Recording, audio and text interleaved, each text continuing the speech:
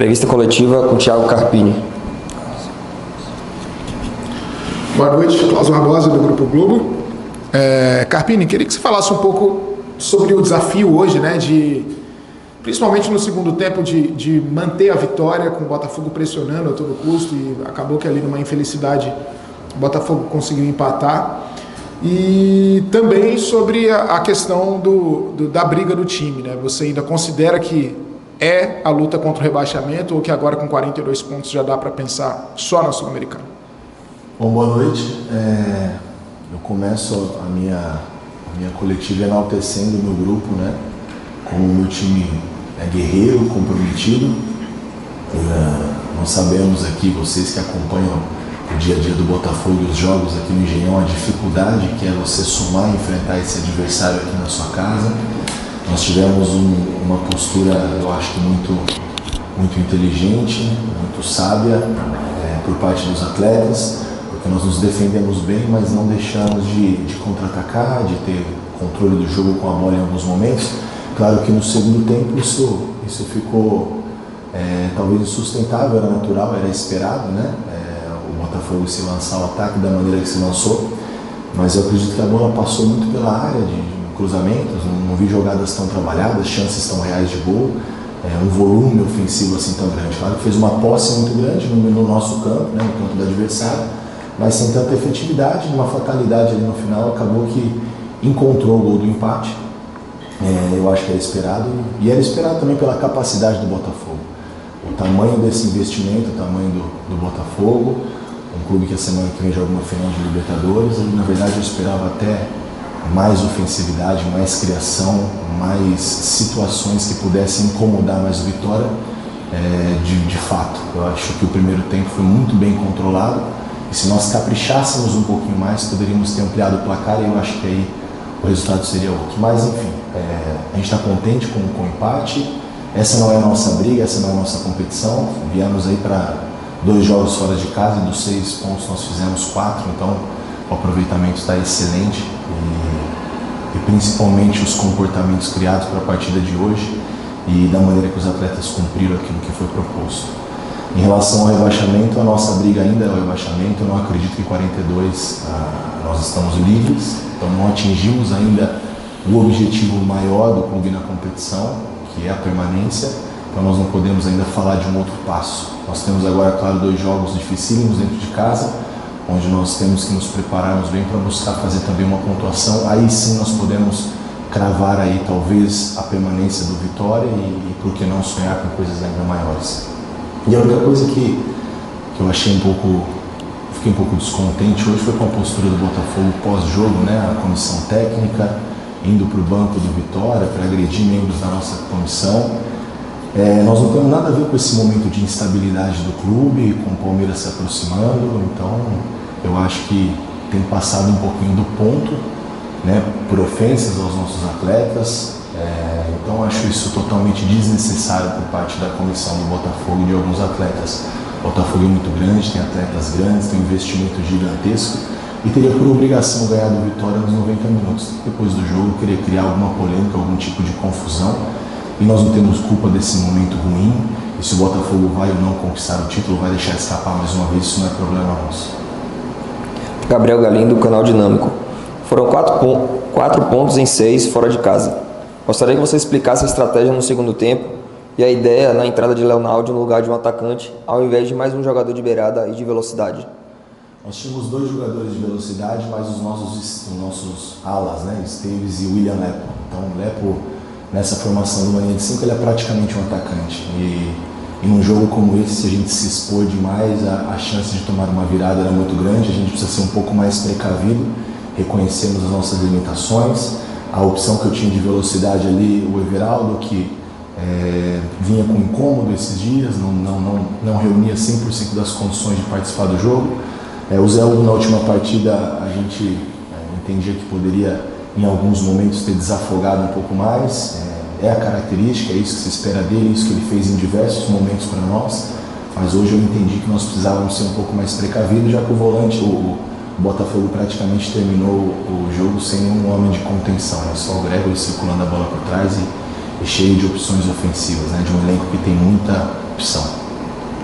Eduardo Serra, canal Rubro Negro. O Vitória fez uma partida sólida durante boa parte do jogo, mas sofreu empate aos minutos finais.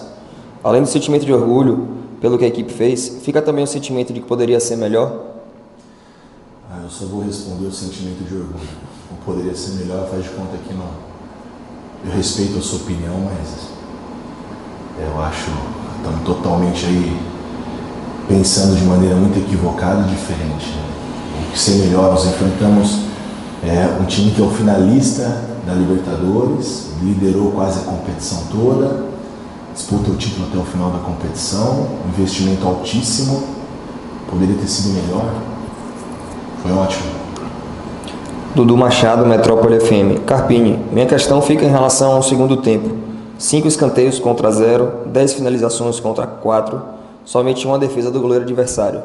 O que aconteceu para essa queda de produtividade depois de um primeiro tempo sólido? Muitas opções do adversário, variações ali de mexidas e mais do que isso a capacidade individual. Toda a troca que o Botafogo tem eleva muito o nível, até pelo que se tem do adversário. Eu esperava até um volume maior do que esse que você mencionou aí. Foi até dentro do esperado, poderíamos ter sofrido esse mesmo volume durante os 90 minutos. Futebol. Milton Matos, Rádio Sociedade e canal Sempre Vitória. O que você pode destacar como ponto principal para esse excelente aproveitamento no retorno do Campeonato Brasileiro? Tempo para trabalhar, convicções nas ideias, independente do resultado. Eu falo isso muito. Como ganha e como perde, para mim é muito importante. As derrotas também foram importantes para que nós pudéssemos viver hoje esse momento.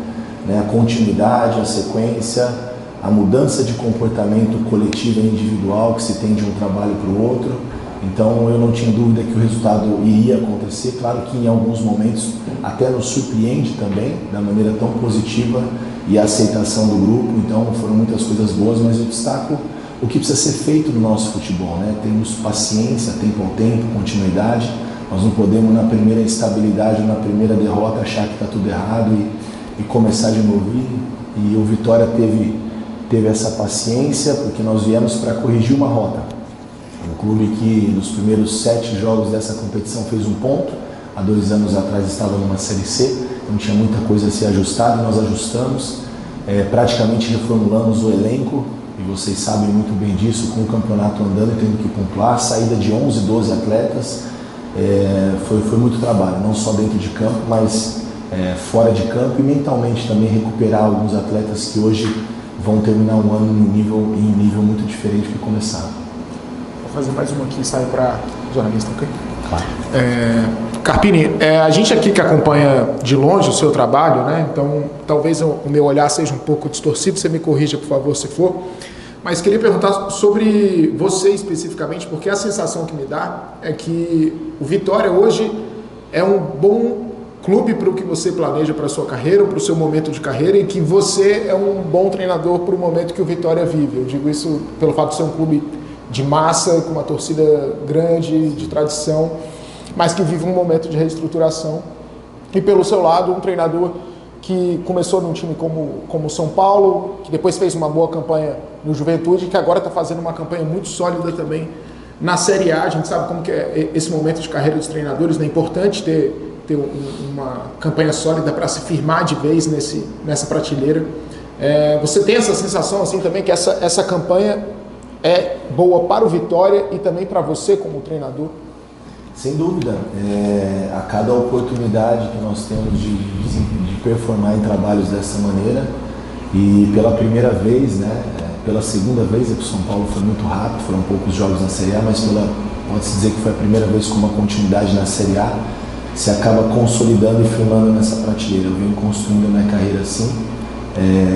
Hoje eu não me considero um treinador que seja uma aposta, eu me considero uma realidade.